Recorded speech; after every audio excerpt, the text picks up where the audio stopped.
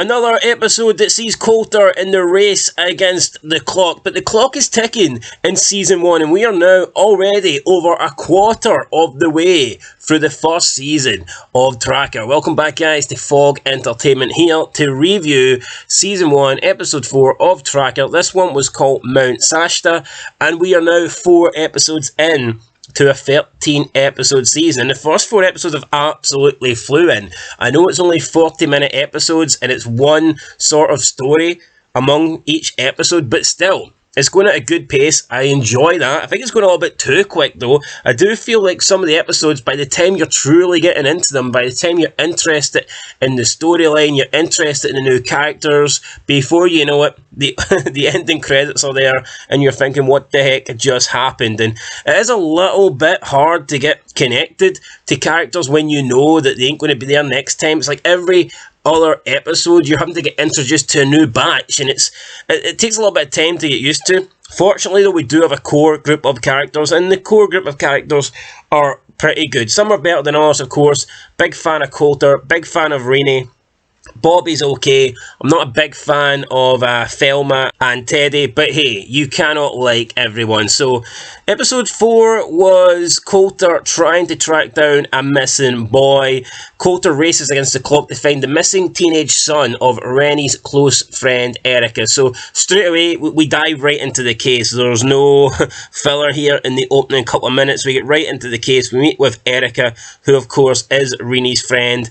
Colter is not far along behind, and they're already at the location where we last seen Noah, and that is Shelter Stone Academy, which is basically a special school for kids that are in trouble or need disciplined, and it's more like a camp than a school, and Noah was sent there because he had drug issues in the past. So we get introduced to some of the important members of this school. Gilroy, who seems to be the principal, and then we have Tom Ritter, who appears to be the head of security at the school. Tom Ritter at first seems like he's a little bit suspicious. He seems like he could be maybe one of the bad guys here, but he actually turns out to be pretty dead on. I think he was a former Marine, so he actually teams up with Colter in this episode, and it's interesting to see Colter have backup. Normally he does it alone. He's a solo kind of guy when it comes to tracking, but yeah, Tom Ritter actually helps him in this case. We track down some of the pupils at the school. They give Colter a bit more information on Noah, and it turns out that he was taken out the school by another employee, Seek, and they all believe that Seek is maybe abducted Noah or kidnapped Noah, but it turns out Seek's actually a good guy and he's trying to help Noah escape the school, because Noah needs to pay a visit to this drug dealer who has been in contact with Noah's current girlfriend Lisa. Her ex is a drug dealer, goes by the name of Ray. He's a bit older guy, so he's like preying on kids, giving them drugs, getting them addicted, and then taking advantage of them. Colter then does some investigating at the school. He speaks to Johnny, who reveals that he's seen Seek and Noah the last time before Noah went missing. He then manages to track down Noah's girlfriend, Lisa Jefferson, who confirms that Seek is actually the good guy and that Seek was trying to help Noah by getting him off the campus so he could threaten essentially her ex, the junkie, the drug dealer, to leave her alone. She's covered in bruises, broken arm, and lots of other nasty injuries. Colter then gets Reenie to come over and check on Lisa. She brings her friend Erika, then all of a sudden Erika and Lisa get introduced. It's mother and girlfriend meeting for the first time, and they had no idea that Noah had 2 important women, I guess, in his life.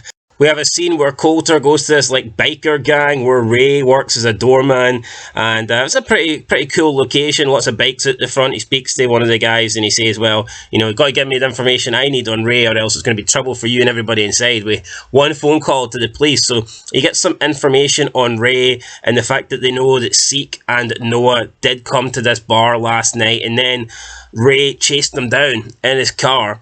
Turns out Ray rammed them off the road, so after getting the location, Colter tracks it down. It's like in a forest in the middle of nowhere. He sees Seek stumbling onto the road. He tries to help him, but unfortunately Seek is dead.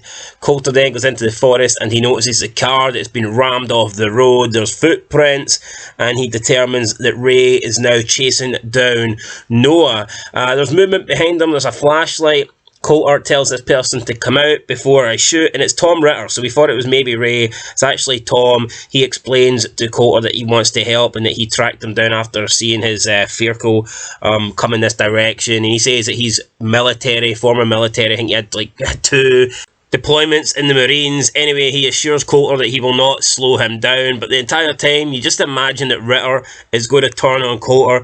However, they don't. They track blood. They manage to find that Noah has been hurt, unfortunately, but they're going to find him. They're tracking him. They get to this path where there are 2 ways they need to go, so they decide to split up. Then Noah manages to find Colter and he holds him at gunpoint.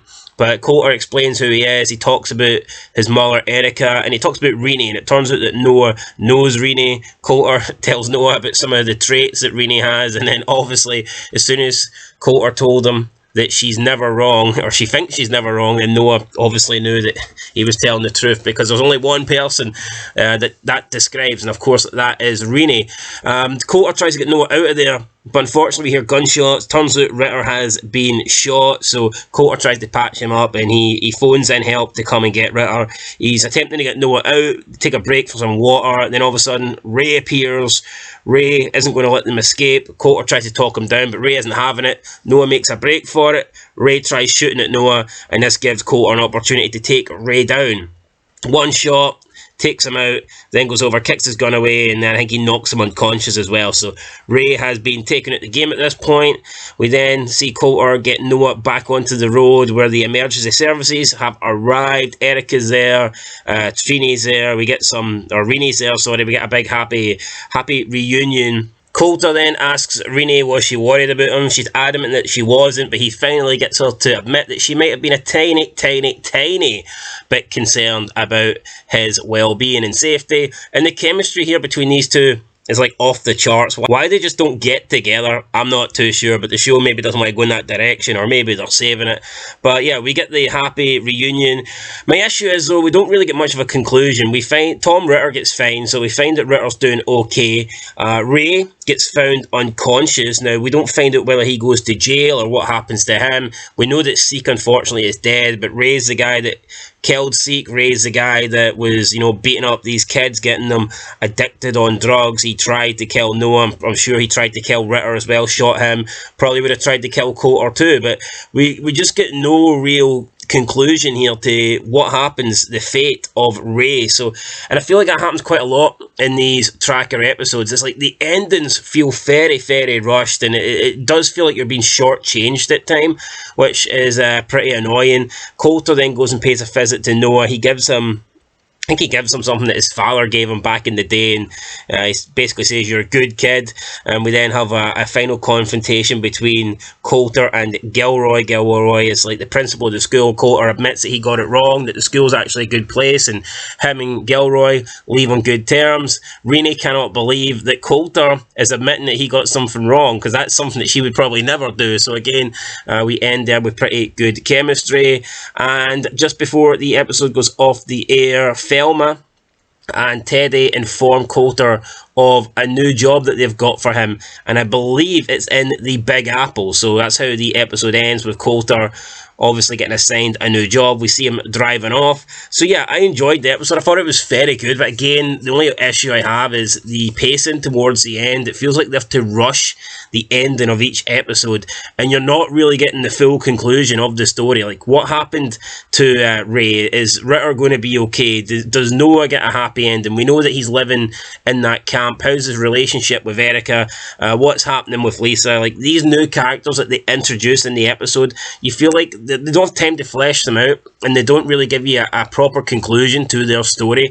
So yeah, at least Ray, I think they should have told us if the guy got sent to prison or whatnot. The only thing they tell us is that he was found unconscious. I think they could do a better job of that. I think it's because of the pacing, though. 40-minute episodes, and they want to do one episode per story, one episode per mission.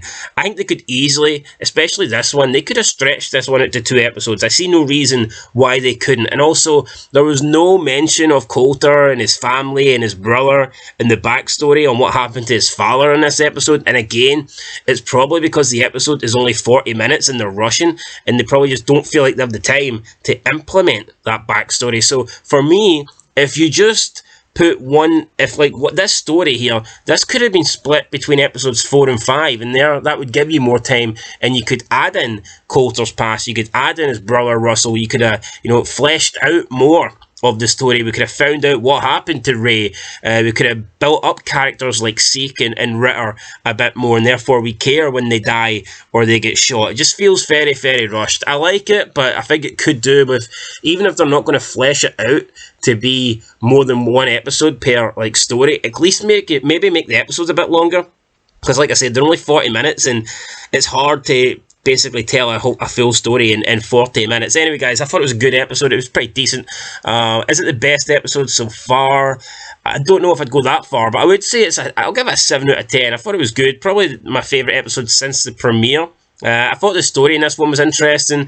We got different locations. We got like a school camp. We got the biker bar. We got the forests. I thought this one did a pretty good job. I thought some of the characters were interesting. We got more Reenie in this episode again, and I like Reenie. I don't think she was in episode 2, which was kind of annoying because I think she's the best supporting character. Outside of, obviously, Colter Shaw's the main character, I think she's the second best character on the show. So, yeah, I'd like to see more of her in future episodes. A bit disappointed that we didn't get more of the Colter Shaw backstory with his family and what happened to his father. Had we got that, I'd have probably gave it an 8. But, yeah, it's kind of a 7 out of 10, guys. Also, would have liked to have seen a little bit more of the conclusion, what happened, the aftermath of finding Ray and the aftermath of Noah and all that stuff. But here's what it is, guys. I'll give it a 7 out of 10. I'll catch you guys in the next one. And yeah, the new tracker promo reaction will be up soon for episode 5. That's it. Going to do it, guys. I'll catch you in the next one. Till then, peace.